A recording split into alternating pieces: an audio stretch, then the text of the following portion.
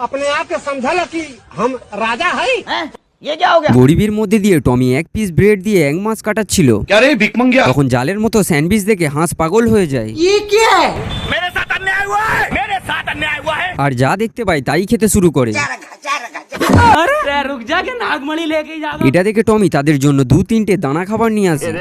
असली असली 50 तोला। ये सब क्या देखना पड़ रहा है। কিন্তু দানাগুলো ড্রেনের মধ্যে পড়ে যায়।